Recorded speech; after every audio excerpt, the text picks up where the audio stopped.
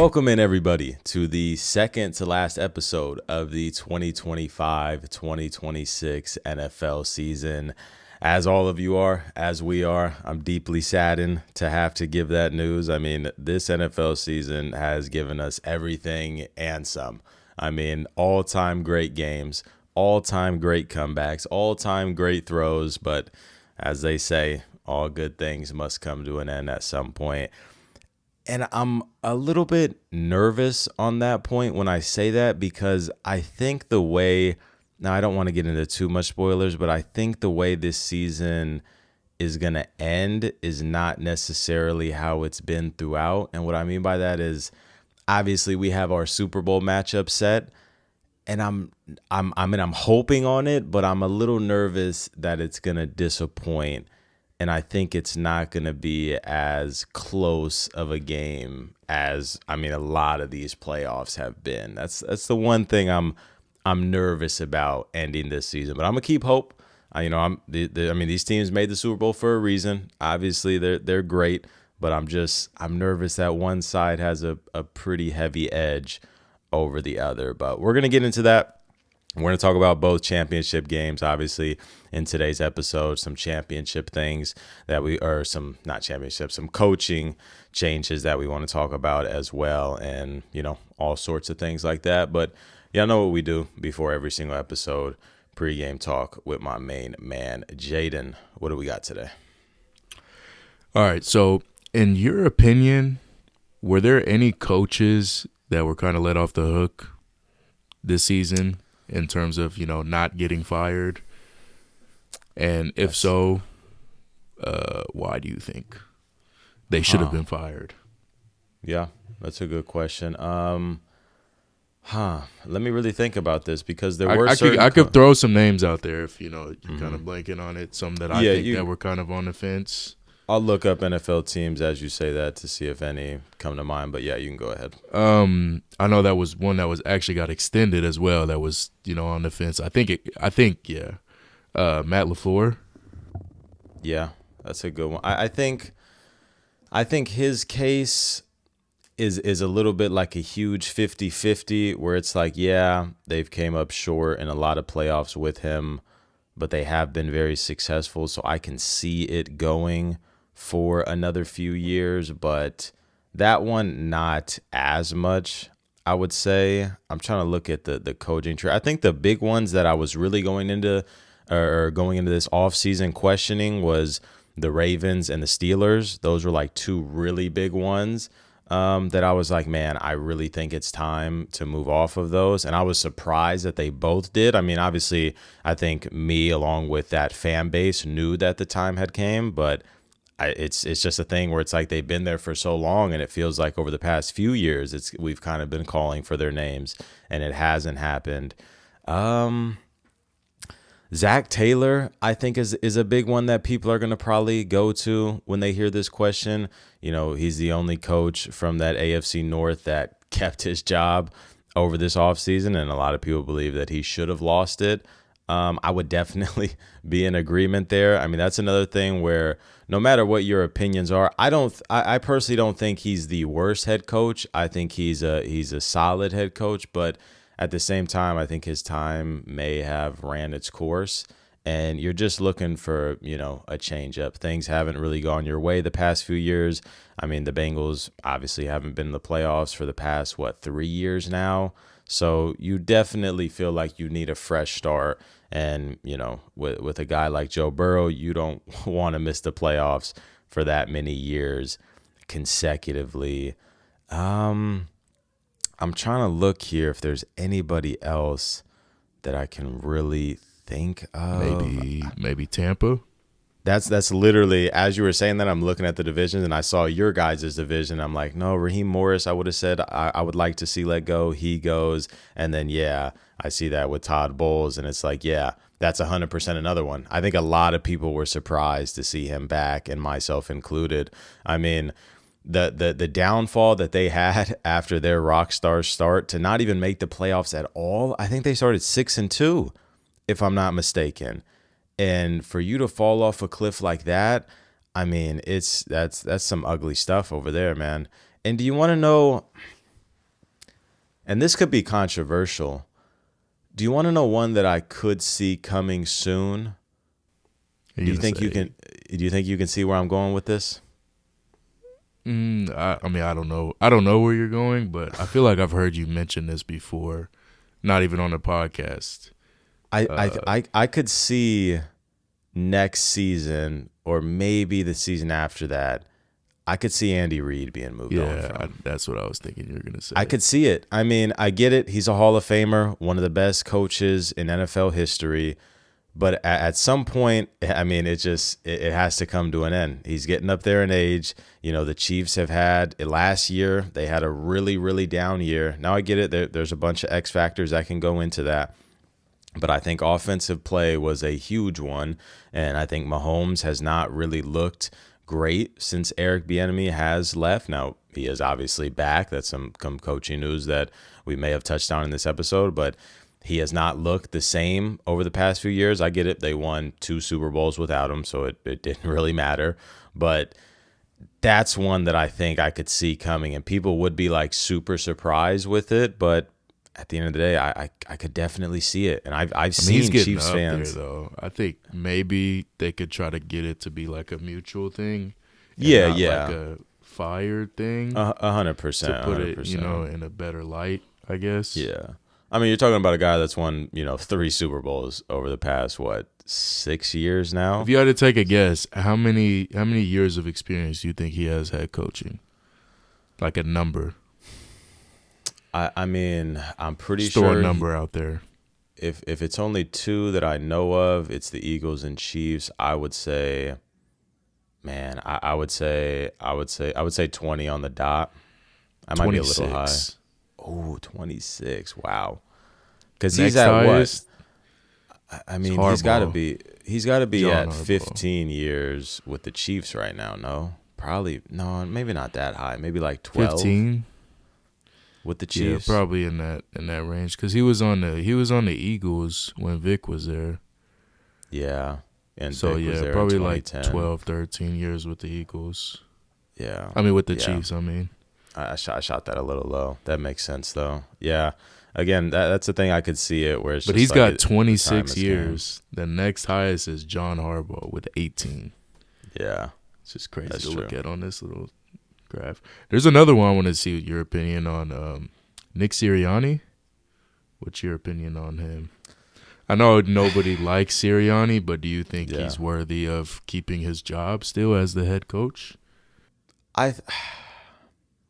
See, that's a tough one because I think Sirianni is a good coach, right? I think he's in the upper half of coaches in the league. But I could see a thing where it feels like he has rubbed a lot of players on his team the wrong way. And I could see that becoming a real detriment. I mean, A.J. Brown is like 1,000% gone this offseason.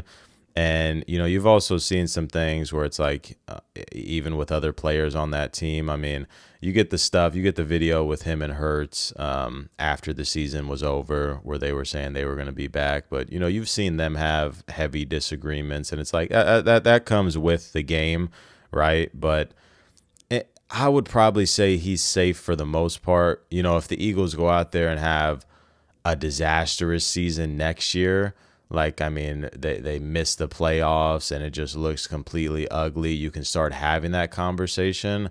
But me personally, I mean, he won a Super Bowl. He made it to another one. I'm not necessarily saying that he should have been fired, but do you think he's like on the hot seat maybe? Which is crazy to say because, I mean, he just won a Super Bowl last year. Right. I mean, that is just the nature of the game, though. These turnarounds are very, very quick. But I personally, because he won one and made another one, I think he's safe for a good amount of time. I think, again, like I said, they'd have to have like a disastrous season next year where they miss the playoffs and there's, a bunch more, turmoil going on within the team. And then even the next year after that, a very similar thing. I think if, he had a 2-year stretch going into these next few years where it's like, it's ugly over there, then I could see it. But, if they're consistently making the playoffs, I mean, again, he has a Super Bowl ring. it's hard to get rid of a player like, or a coach like that, I should say. So that's where I would differ. And I mean, it is a big thing where it's like he is very. I mean, that's you can say that for a lot of NFL coaches, but he is very coordinate, reliable. Where it's like, man, I mean, you see the coordinators that he's had over the past few years, and it's like he'll have an up year. Those guys will go on to be head coaches, and those are some really good coaches in the league. And then he'll have another year where they make two poor decisions on the offense and defensive side of the ball, and it's like then they have these very upsetting years where they're one and out type of thing. But yeah, in my opinion, I think he's safe for a while. And I mean, even looking at like other coaches around the league, I really think that's the only one. Like everybody else has gotten fired.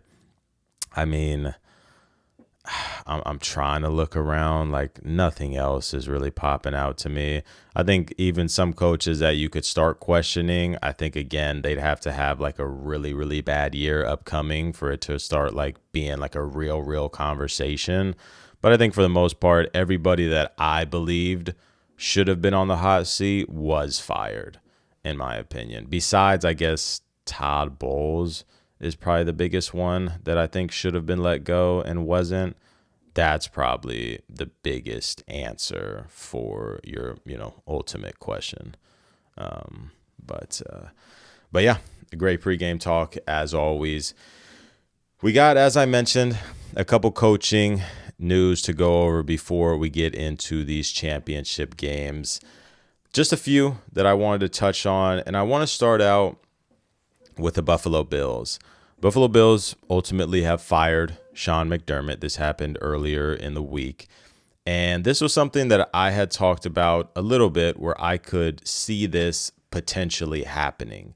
Now, the way that it was gone about was something that I did not see coming, because I thought it was a case where they could have cleaned house. And that's not at all what they did. They did the exact opposite. They remained with their same GM. They fired Sean McDermott, and their owner went out they had like a, I don't want to say a post game, but they had an interview after the decision.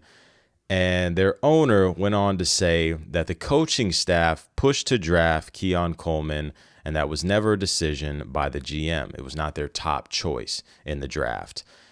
And he goes on to say that, Brandon was being a team player. He's taking heat over it, and he's here to tell you the true story.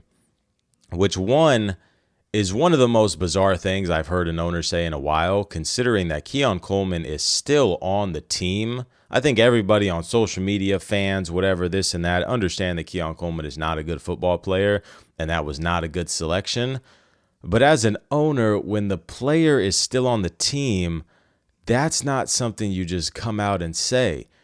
And then when you act like videos and these things aren't on the internet, and then you look like a fool when people start bringing them up again, where your GM that you are advocating for, saying that he's taking heat over it, and it was all Sean McDermott and the coaching staff, and you see him over there at the combine, they're telling him it's 40, and he's like, oh yeah, that should drop him right to us, talking about his top choice.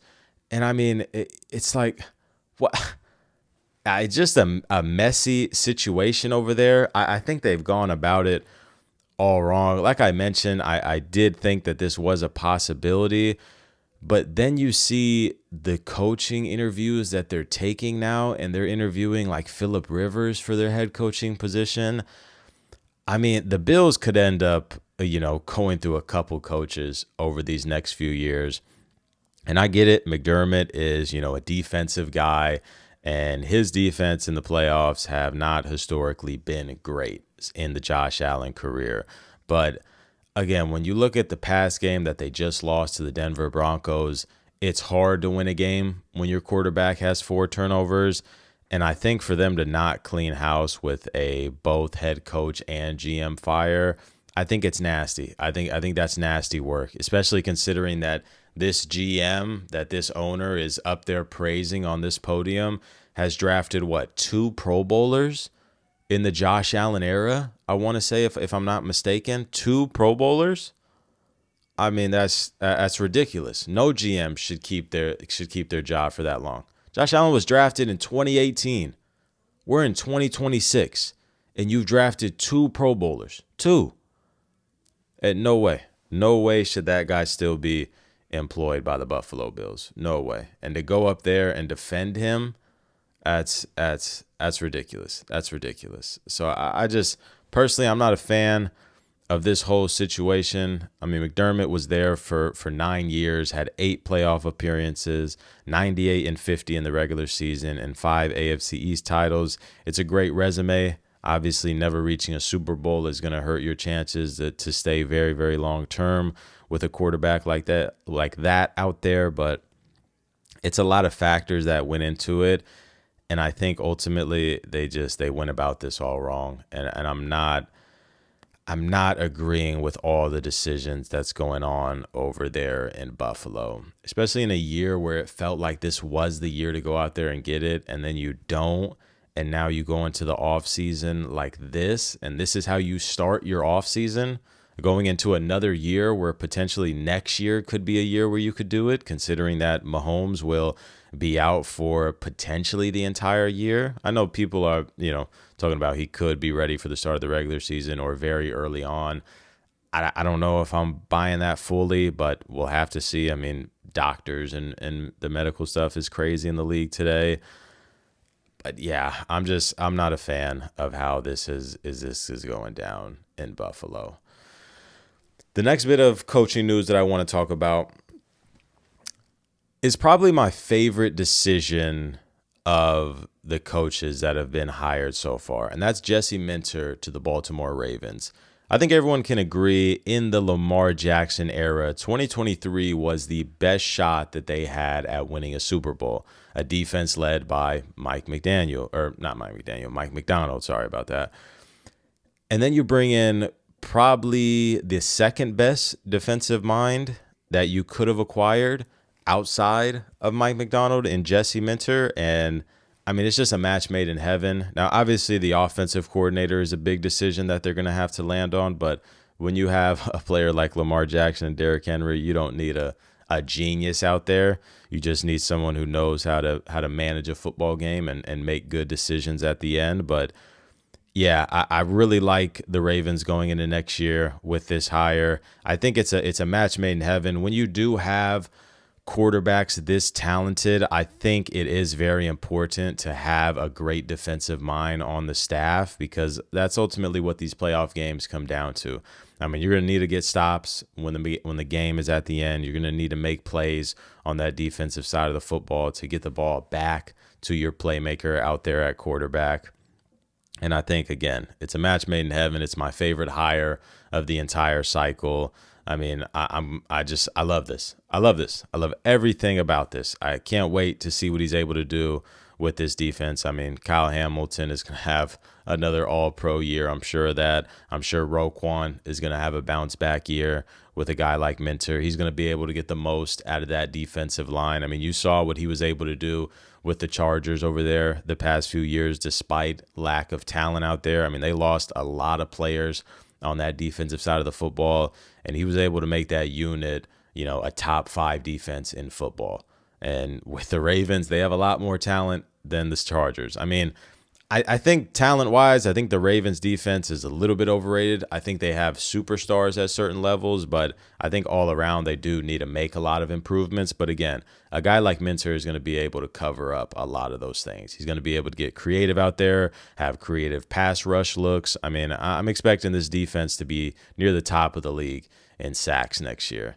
So look out for the Baltimore Ravens. As I mentioned, the Bills are in a prime position to compete next year, depending on how they attack this offseason. I think the Baltimore Ravens are right in that discussion as well, with, potentially the Chiefs being completely out of it again next year.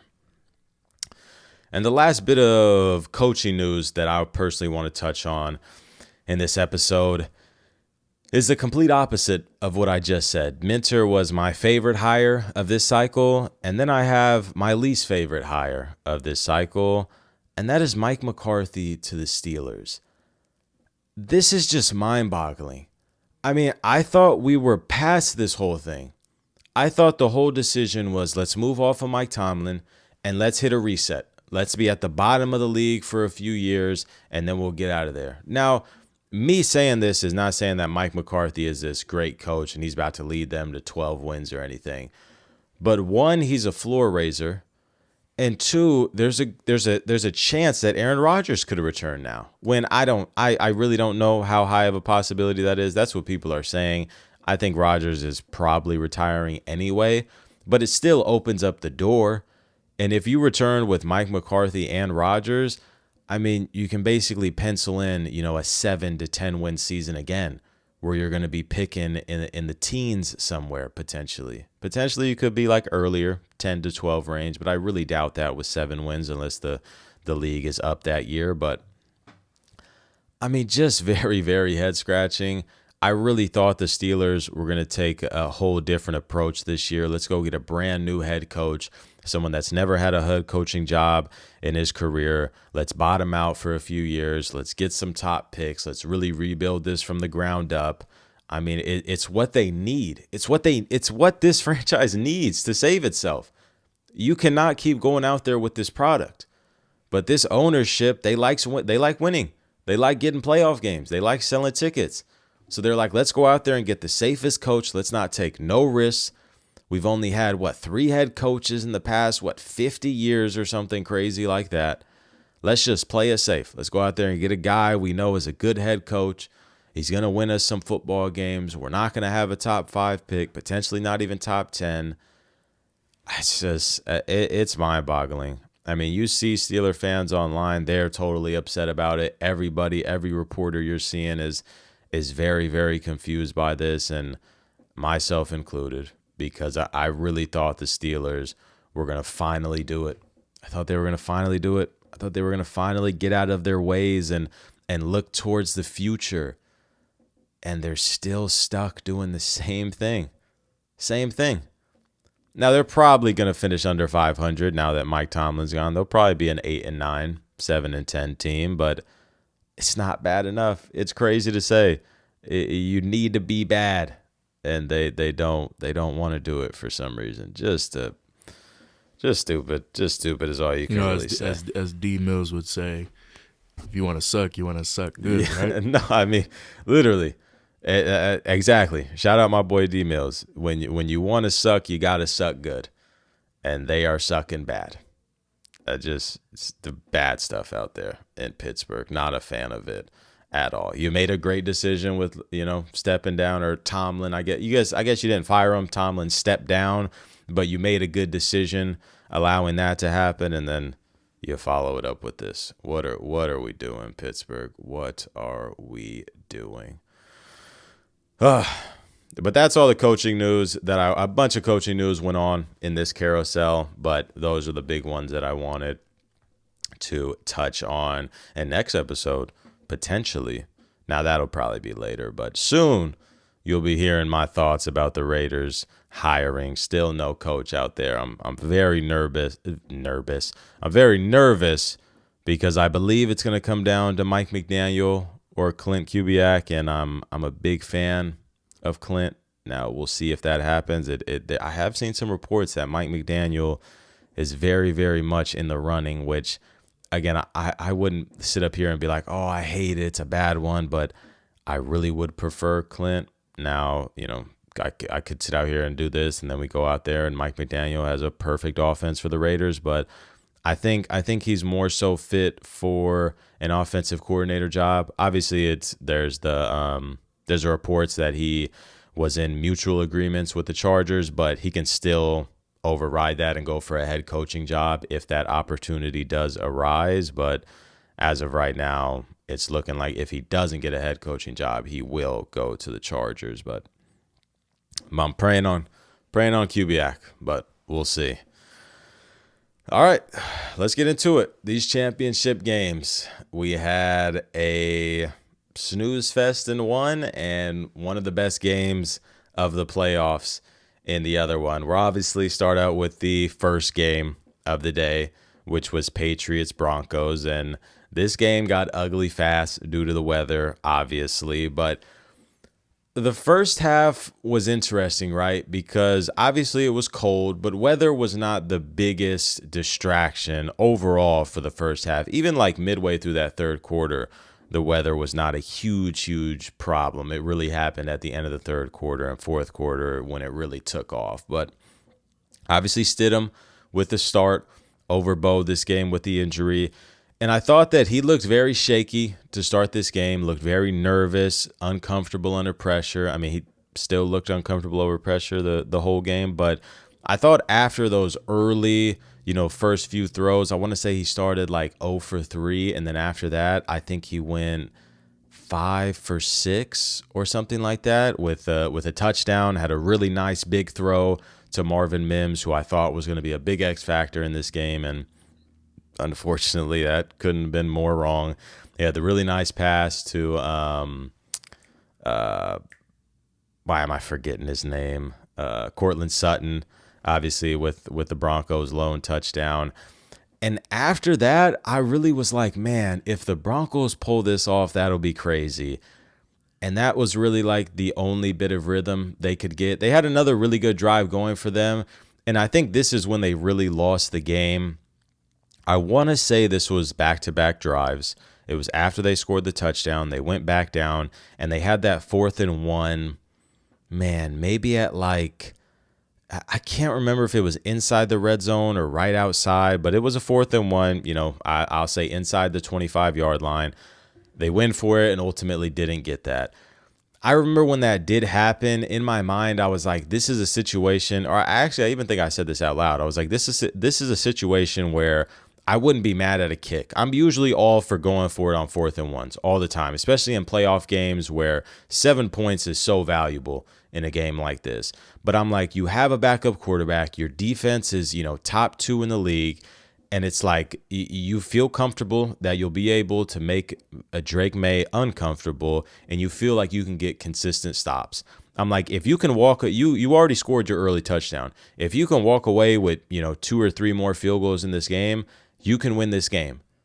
And that would have been the case. They could have won this game if they had kicked that field goal. A lot goes different in that game if they kick that. Now, again, it's hindsight, If they get that 4th and 1, whatever, score a touchdown, this and that, and it's a whole different conversation. But I really would have liked them to kick a field goal there. I think that really turns this game upside down. And then on top of that, you have Stidham with the backward pass that sets up New England's only touchdown of the game. Just not pretty from the Broncos after those first few early drives. I think it was the first drive was a 3 and out, and then those next 2 looked promising. And after that, ultimately couldn't do anything. They had a few drives that looked like they could get a field goal, and ultimately one of them was, I think, like a 57-yarder that I don't think that one got tipped. I think that one was just way off. And they had another one which was in the snow that I think got tipped. That's the one that got tipped and ultimately missed. That one was like a 40-something yarder, 42 or something like that. But the Broncos just couldn't get anything going in this game. And then on the other side with New England, they squeak out another game where, Drake May has not looked pretty. You see a lot of people talking about this online, and I feel like people miss context for a lot of things, right? I want to start this off by saying, 1, congratulations to the New England Patriots on making the Super Bowl. They had 5 down years, and they're back. Man, I couldn't imagine what they've went through. But first off, obviously, no one expected them to be here, and now they're here. It's crazy. They were, the 21st team in Super Bowl odds to start this year, plus 8,000, I want to say it was, and they're 1 game away from being Super Bowl champions. But I think it's fair to criticize the play of Drake May. I get it. They've played some amazing defenses, but there's nothing wrong with saying that he has not looked good. I made this point last week on the pod where it's like he has pretty much had a C game, I would say, pretty much every single game. I get it. You could look at the numbers, and he had 3 touchdowns against the Texans. And I'm watching the football games. I'm not looking at a box score. And if I had to give a grade on Drake May, I think a lot of people would be in agreement with me. It's around a C, C plus, C minus type of thing. Now this game, again, it's context with every single game and every single situation. People want to talk about, oh, he had the easy schedule merchant, and now he's playing 3 top 5 defenses in a row. Again, it's context, because it doesn't really matter how you perform against these defenses when the other side of the offense won't put anything up. I want to see if I have this bookmarked real quick just to show you how crazy it is. One, this is the least amount of points scored by an offense entering the Super Bowl through 3 games since 2000. So it's the lowest ever. I think they have 54 points right now through 3 games. New England's offense in these playoffs are averaging 15.7 points per game, 4.4 yards per play, and are 13 for 43 on third down. Their defense has 8.7 points per game allowed, 3.3 yards per play allowed, 12 for 31 on third downs allowed, 8 takeaways, and 1 touchdown scored. It's a very, very weird situation. And that is why I'm nervous about this last game. Again, now it's me coming off almost as a hater, which was the same way as last episode. I just want to give context to certain things. It's been ugly for them. No matter how you want to swing it, they're there. So there's nothing you can say. It's similar to people who talk about Jalen Hurts and how they don't believe he's a Super Bowl, or not a Super Bowl, but they don't believe he's a top quarterback in the league. I mean, Eagle fans are going to go at you all day. He's got a Super Bowl. He made another one. I can't beat you there. There's nothing you can say out of me that's going to stop that. But ultimately, I'm watching these football games. I'm seeing what's going on, and I'm just saying it how it is. New England, I don't think, has looked good at all offensively in these games. And I think defensively, they have played 3 of the worst situations in the playoffs this year. I mean, off the top of my head, it's crazy to say. I think they've played, I mean, maybe Pittsburgh is worse, but then again, I don't know how much I believe that. They may have played the 3 worst offensive situations out of every team in these playoffs. I mean, the Chargers were without a doubt, I think, the worst one. Then you go to the Texans with C.J. Stroud, without his number 1 wide receiver, with a terrible offensive line, with a guy who has not looked good over the past 2 seasons. He throws 4 interceptions. And then you go into a game with Jarrett Stidham, where I really don't understand why people believed in him going to this game. It is shocking to me, but I mean, hey, if I was a Bronco fan, I guess I would have to believe in him too, because you have to at that point. But I don't know. I'm nervous. I mentioned in the beginning of the pod, I'm nervous that this Super Bowl is going to be a very boring one. And ultimately, the Patriots are not going to be on the good side of things. But they get it done, and they're going to the Super Bowl. So you gotta tip your hat to that. Round of applause for the Patriots. And man, a crazy turnaround, an all-time turnaround. Again, I hate that I'm coming off as a hater, but I do want to give my flowers. It's a heck of a turnaround. They won 8 games over the past, the previous 2 years combined. And this year alone, I think they're 9-0 on the road, including playoffs. So got to tip my hat. One of the best turnarounds in all of sports that you're going to see with a team like this. Before we get into the Rams-Seahawks game, anything you want to add on to that? I don't have much to say about that game. Pretty much covered everything. Yeah. It's not really much to go into. I was like, Drake May, in terms of like his performance, cutting out the turnovers played a big part, I'd say. His stats weren't very, pretty, but, he didn't turn the ball over, and that's really what they needed in this type of game to come out victorious. So good job there, I guess. That's a fair point.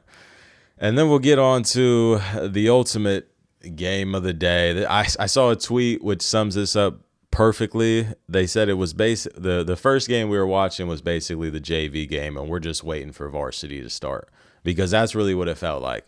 I was like, man, can this Rams Seahawks game start any sooner? And boy, did it live up to it. I mean, you see all the numbers talking about the other two games where they were separated by 1 point and 1 yard in their first two matchups. And I mean, again, they deliver on the biggest stage. Wow. Wow, wow, wow. What a game. I thought both these teams played a tremendous game. Both these teams would have been very deserving to go to the Super Bowl. But ultimately, the Seahawks do pull it out. And I do believe they did play a better game of football, and I do believe that they are the better football team. And, you know, that proved itself with the final score. I thought the Seahawks came out early, very, very aggressive. Their first drive that they had, they went down and scored that big-time touchdown. And, man, they were rolling early. But they did get held back by a couple of mistakes where I thought that the Seahawks could have really got them on their back. And, you know, they had the flags that had them back, and then the bad snap that I want to say no, that bad snap was at midfield. I thought that one was in the red zone, but it was the flag that was in the red zone that ultimately held them to a field goal instead of getting 7 early on. And they went up, I think, 10-3 in this game. Then the Rams answered back with a touchdown and a field goal, taking the lead. And then, man, to end that first half, I mean, JSN just took over. In their previous matchup, he had 0 yards, I think, throughout 2.5 quarters. I know he was held catchless through the entire first half of their last matchup, but I think a good amount of that third quarter, I want to say as well, he didn't receive a catch.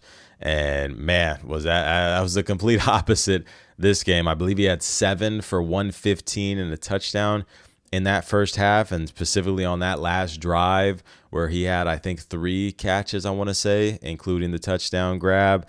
I mean, it was shades of 49ers week 1 when Sam Darnold had like 210 yards and 140 of them were to JSN. That was essentially what the first half was. I think Sam Darnold again had like 200 yards and 115 were to JSN. It is, I keep on saying it, it is incredible the leap that he has took this year. I mean, really going from a wide receiver 3 to a wide receiver 2 to put into a wide receiver 1 role, put in the spotlight, and he has took over the league.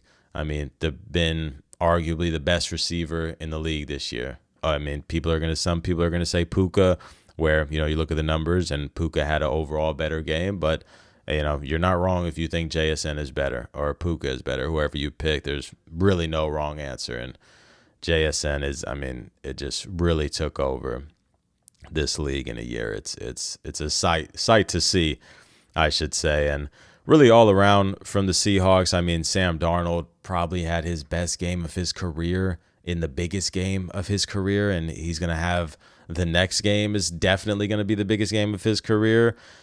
It's crazy. It is crazy that Sam Darnold is the starting quarterback of a Super Bowl team. I cannot believe it. I cannot believe it. It is crazy. I mentioned with the Patriots how they were, 21st plus 8,000 to start this year. I think the Seahawks were 19th at like plus 6,000.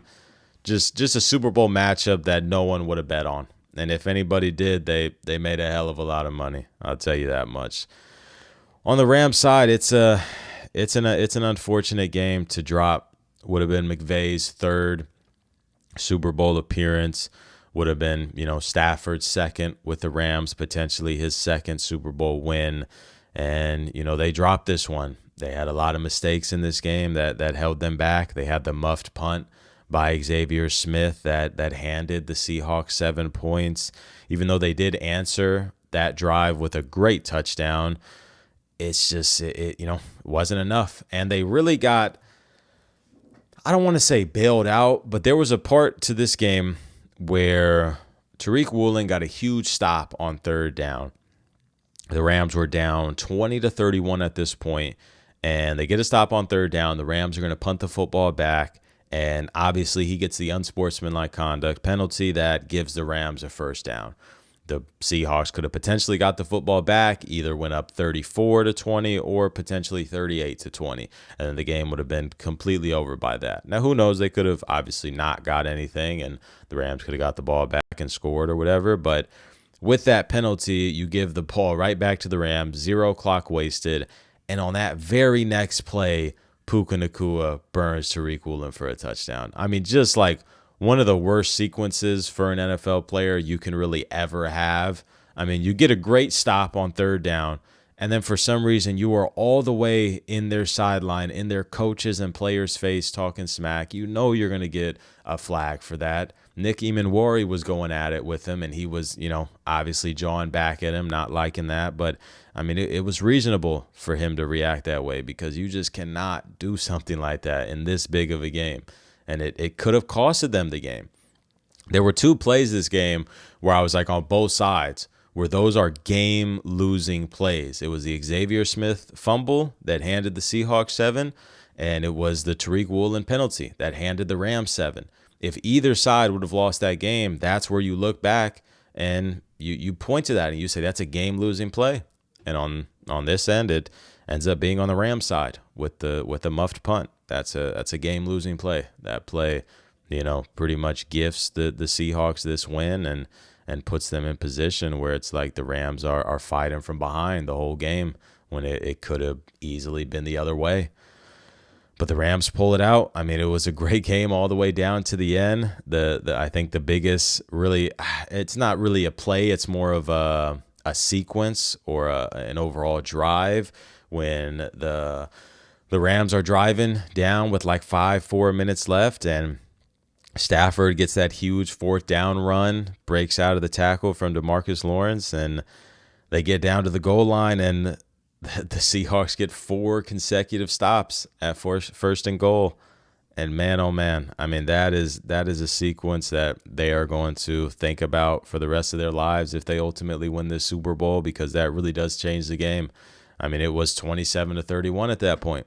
The Rams score a touchdown. They take the lead by 3, and who knows? Obviously the Seahawks could have went down and tied it up or potentially even took the lead. But again, you never know with games like these. So they're going to be living that one down on both sides. The Rams, obviously, they're not gonna want to watch that one back. But on the Seahawks side, they're going to have that sequence on replay for the rest of these next 2 weeks, ultimately, until they get into that Super Bowl. And man, I mean, again, as I said with the Patriots, a round of applause for the Seahawks. I mean, not a team I would have expected to be here. I mean, just a hell of a season. The best defense in the league, or I guess you could say top 3. We had a lot of good defenses in this league with the Texans and the Broncos. But yeah, I mean, just an all-time great season for the Seahawks, and I'm stoked for him. That's really all I got from that game. Is there anything you personally want to add on to it that I may have missed? Yeah, I got a couple of things here. I want to say Nick Emanwari most likely will not win Defensive Rookie of the Year, but I think he's the best defensive rookie from that class. That's a good point. I mean, he's just ridiculous. and I was just thinking about this too. Like, Mike McDonald really left Baltimore, went to Seattle, and it's like he just packed Kyle Hamilton up in a suitcase and brought him with him. I mean, Nick Emanwari, it's like he's really like their version of Kyle Hamilton. I mean, he does everything. Yeah. I mean, he had like 3 pass deflections in one drive. Yeah. On Puka, or on Devontae, then to Puka, and then fucking to the backup running back, Houdini or whatever his name is. Like, yeah. It's crazy. I remember throughout this game, I wanted to mark this down in my notes. Players like Nick Emanwari, going into the draft, it was a big question mark with him, where it's like, where does he fit? He's this super, hybrid safety where he can do everything. And it's like those players it's either the biggest hits of your life, like a Kyle Hamilton, or the biggest misses, like an Isaiah Simmons. And it's like those are the players that have to go to the perfect scheme and system.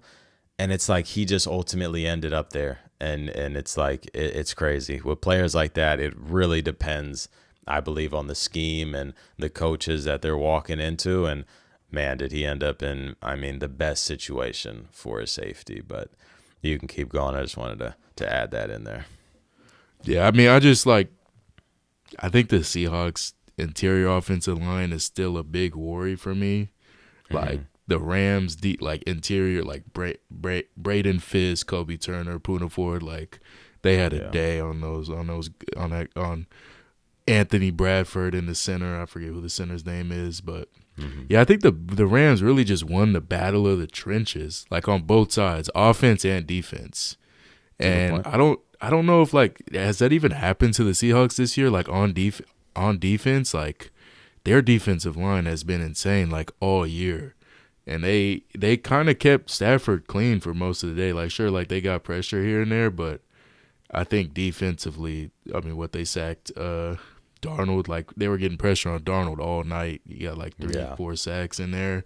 And I mean Darnold still delivered like he's been doing all season under pressure, still, just dropping it in the bucket. But yeah, I mean Rams, in my opinion, won the battle of the trenches on both sides, and they, weren't able to get it done, which is kind of And with crazy. that, I do want to add in, they even mentioned that on the broadcast, and that was the same thing I was thinking of. I mean, you want to give big praise to Chris Shula, where early in that game, it was the opposite. The Seahawks were winning it with Kenneth Walker on that first drive and a half where they were marching, and he was picking up big 10-yard gains at a time. And I think he had less than 10 yards the rest of the game. Yeah, I think. Because the first quarter he had 50. He had 50-something yards. I think on that one drive he had 30-something yards alone, and then obviously on the next few drives he picked it up. I want to see the first quarter he had 35 rushing yards on that drive, and he ended the game with 62. So yeah, I mean just a huge I thought he had 50 turnaround. something in the first quarter. I think he had 50-something total yards, but not yards. rushing. Let me see for sure. Okay. Yeah, he had 59 total. He had 2 catches for 24. That's right. But yeah, they kind of shut him down the second half of the rest of the game. But yeah, that was that interior offensive line is a little worrisome. I think that can be a big thing that the Patriots could exploit. As we probably transition into our predictions for the game. Yeah, because I mean that has been the big thing for the Patriots, and yeah, you're right. We can just jump right into it. A Seahawks Patriots Super Bowl, a rematch from 2014, and yeah, I mean as much as I've talked about the Patriots offense, their defense has stepped up huge in this playoff run. Now the Seahawks, I mean, I'm talking about are tiers above any offense that they've played in this in this playoff run. But I could certainly see their defensive line giving the Seahawks some trouble, coming up with some big third down sacks or second down. And I also think, I mean, they have a body to put on JSN. I mean, Gonzo, one of the best corners in the league. Yeah. I think, and he will mirror your best receiver. He's not, just going to stay on one side of the field. He's probably going to follow JSN around, which that'll be a fantastic matchup to watch. Yeah.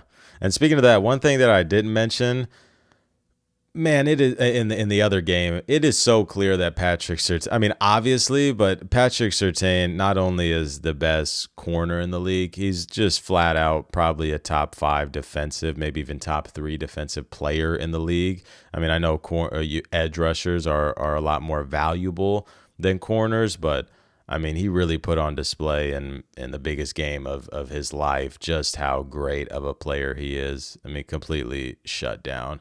I just we're talking about top corners. I just wanted to put that out there as a note that I didn't talk about. But yeah, that is a good point for the Seahawks and Patriots. Gonzo is definitely going to have his toughest battle of the season with the potential Offensive Player of the Year winner in JSN. Do you know what JSN's odds are at for Offensive Player of the Year?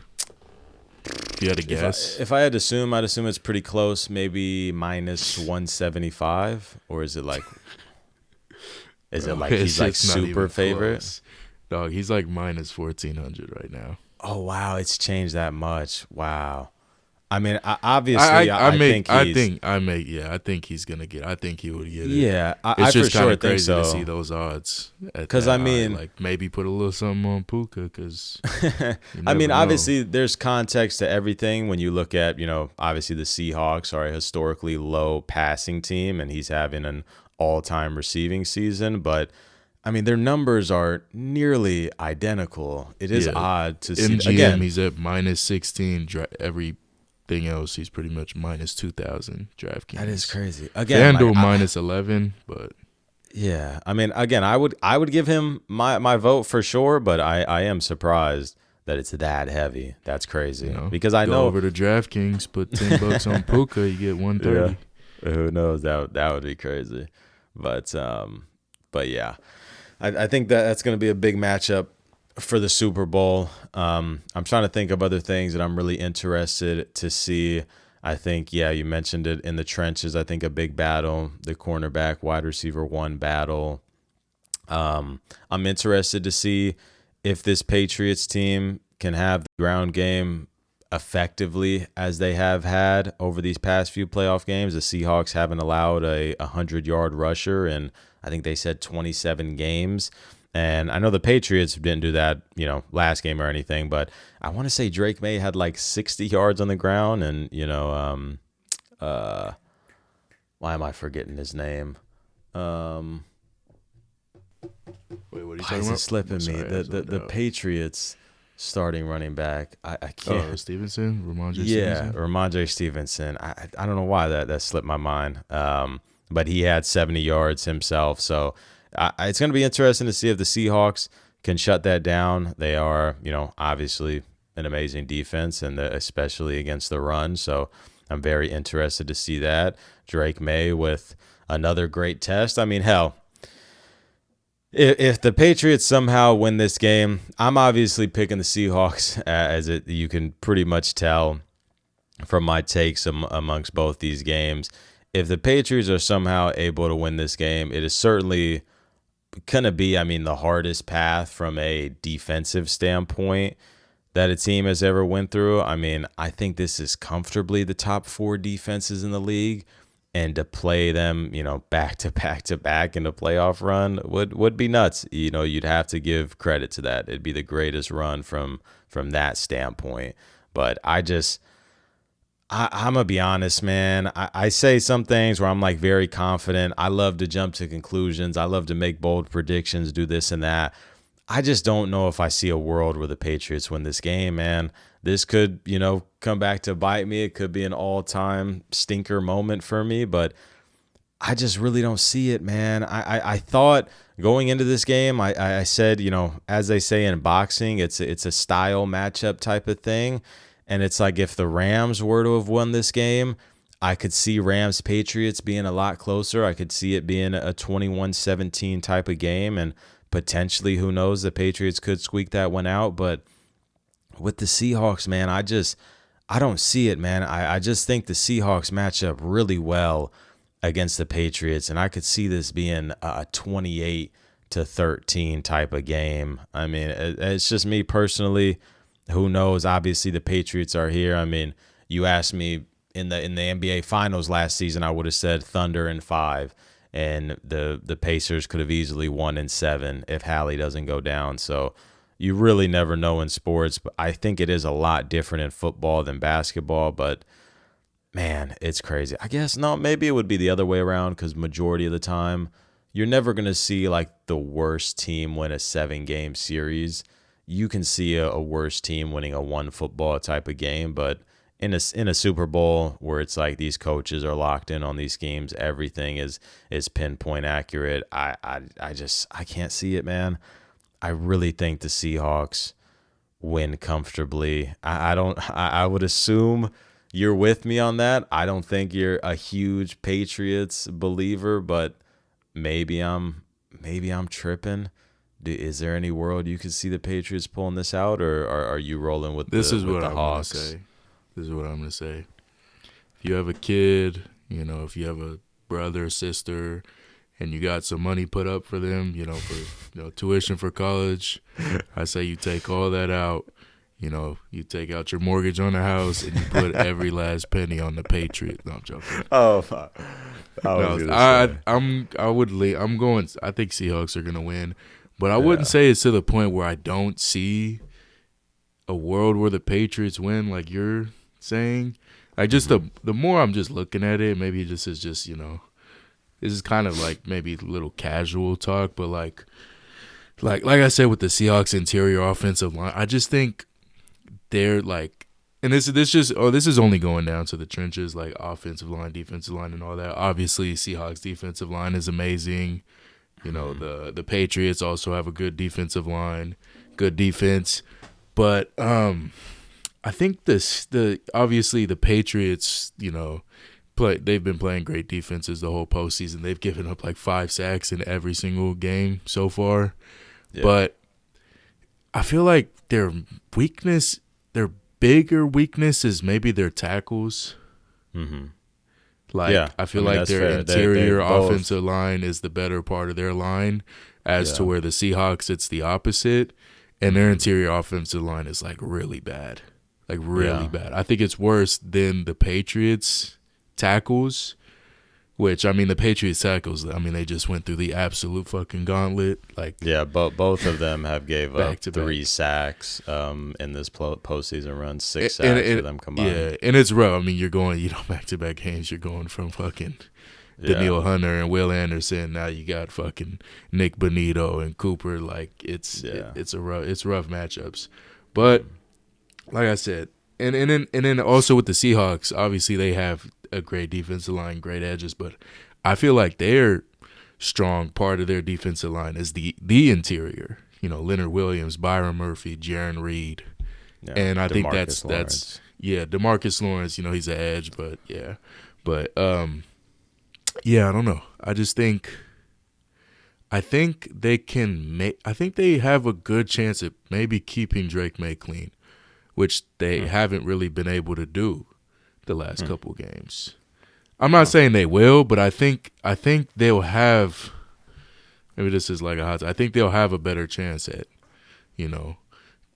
keeping him clean, keeping the pressure off more than they have the last 3 games. But, I think my biggest thing, and I'll probably end it here with my prediction. I think the one thing that I look at, the Patriots have benefited heavily off of their defense turning the ball over and their offense getting way more possessions than you would normally see in a playoff game. And I just don't know if I see a world where the Seahawks even turn the ball over 2 times. I mean, there's multiple times where their defense has a touchdown this postseason. Their defense has a fumble recovery in the red zone this year. I mean, their defense has 8 turnovers in 3 games. That is ridiculous. That is some historic stuff that they're on right now. And I don't know if I see a world where the Seahawks do that. I don't. And but you also have to look at it, like, look at the stage we're on, like. Yeah, 100%. I'm not saying I like Sam Darnold. I've liked him this whole season. I've been hyping him up. I thought he was going to be runner-up MVP this year. Mm-hmm. But I don't know. Maybe he might succumb to the moment and do what he's done before many times, that he's even done this year when they played the Rams. He threw like 4 interceptions. Yeah, I mean, I don't know. I mean, I'm not saying bank on that. That will happen. I get you. But you have to keep that in the back of your mind especially with how the Patriots have been able to force turnovers this postseason. No, I get you. You're kind of looking at it from both sides, playing devil's advocate here, and I like that part. But it's just, I don't know, man. I don't know. And again, I could look like I could look like an idiot in 2 weeks when we're recapping the Super Bowl and the Patriots squeak it out. But I don't know. I really don't like this run that the Patriots have had. I just think that their offense has been a C- offense. I think their defense has been an A+ because they've went against 3 terrible situations offensively, and they're walking into a team that is the best team in the league, the team that's the team that's red hot, the second best offense in points per game, the best defense in points per game allowed, a team that was at top of the league in sacks, a team that has the offensive player of the year. I don't know. A team that can get pressure rushing four. And we just saw, again, this entire postseason where the Patriots have struggled to protect Drake May. I really don't see it, man. I really don't see it. If you told me if I had to bet money on this game being within, what would you put the points, spread at? I'd put the spread at 8.5. 8.5. I'd put it at 8.5 because my point that I was just about to go to was, if you told me I had to bet. Has there ever been a Super Bowl with that type of spread? Probably not. You think this is the most lopsided Super Bowl matchup ever? I think so. I think so, man. Because not only one is this a super unlikely Super Bowl, I think when we were looking at that AFC, this is also too though. Like I feel like it's just like it's the NFL. Like it's just one game. I get you. I get you. And it's not like these Patriots are scrubs. Like it's just like, bro, two bad things could happen, and it's just like it just knocks off like 100%. Everything. Like you know what I mean? Like the Seahawks have a bad snap, and it's not like a series. Yeah, that's what I'm saying, and it's not like the Seahawks are prone to not doing any of that. I mean, Sam Darnold over the last two seasons has 26 interceptions. Yeah, 100%. He can make some mistakes. Definitely I think susceptible to making turnover He's plays. coming off, I mean, the best game of his life maybe against a defense that I think is a tier above this Patriots defense, and a defensive coordinator in Chris Shula who is great at adjusting. And I get it. The Patriots defense has looked dominant this postseason. I cannot emphasize enough that they have played three of the worst offensive situations that we've ever seen in the playoffs. That is fair, but don't you think that might still just be giving them momentum going into this game? I don't know. I wouldn't say they're going to underestimate the Seahawks, but I'm like, that's just, it gives you momentum. Like, even if you're playing bad teams, like just playing good, you're, I don't know. I mean, going back to the original point I was making, if I had to bet $1,000 on this game being within 5 points or separated by 14 or more points, I would bet on that. I would bet on the Seahawks. Wait, if you had winning. To bet how much?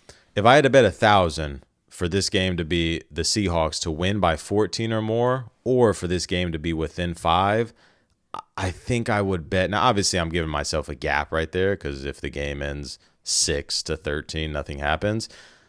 I just really think that the Seahawks are gonna. I think they're gonna blow them out the water, bro. Again, we don't see blowouts that often. We see Tampa Bay versus the Chiefs. We see Seattle versus Denver.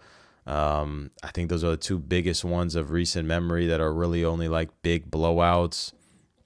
I just really don't. I don't look at these two teams on the same level, and they're in the Super Bowl. So it's stupid for me to say that, but I just don't. I don't know, bro. I don't know. I'm coming off as a hater, and I hate that.